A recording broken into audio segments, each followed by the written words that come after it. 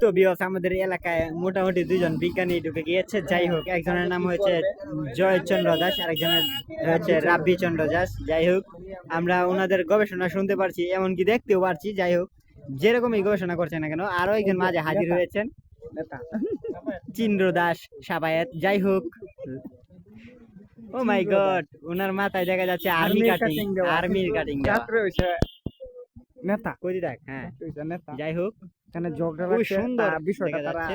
জয় আছে এখানে, আরো আছে রাব্বি। তো দেখতেই পাচ্ছেন।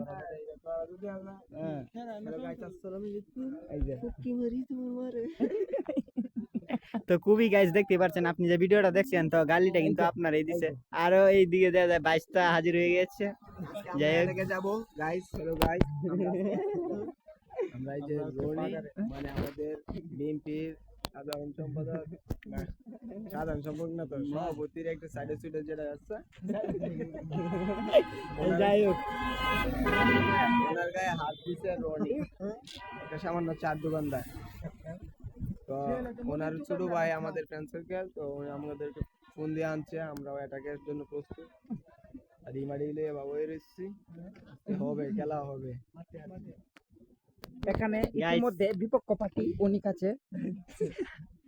গাইস ইতিমধ্যে আমরা শুনতে পেরেছি জনগণের কাছ থেকে যে 3 গাড়ি সেনাবাহিনী এখানে আসার জন্য ফোন দিয়েছেন। যাই হোক, অবশ্যই সেনাবাহিনী আসবে, কারণ আমরা যেহেতু ওইটা আমরা সোশ্যাল মিডিয়াতে আমরা ফোন দিছি, মানে সোশ্যাল মিডিয়াতে ট্রিপল নাইন আমরা ফোন দিছি, আর আমরা ভয়ানক ভাবে বলছি একজনে আগুন লাগিয়ে গেছে, গোয়ার বালপুরে শহর।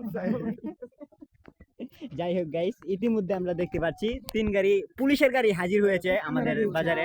তো আরো এই দিক থেকে শুনছি সেনাবাহিনীর গাড়ি আসছে। তো যাই হোক, আমাদের এই বাজারটা এখন উতল পাতাল হয়ে গিয়েছে। দেখতেই পাচ্ছেন ভিড় মানুষের, মানে হাজার হাজার মানুষ এখানে ভিড় জমে গিয়েছে। যাই হোক, লালিল বাতি জ্বলে। গাইস দেখতেই পাচ্ছেন ইতিমধ্যে আমাদের গাড়ি হাজির হয়েছে, 8 গাড়ি সেনাবাহিনী চলে আসছে।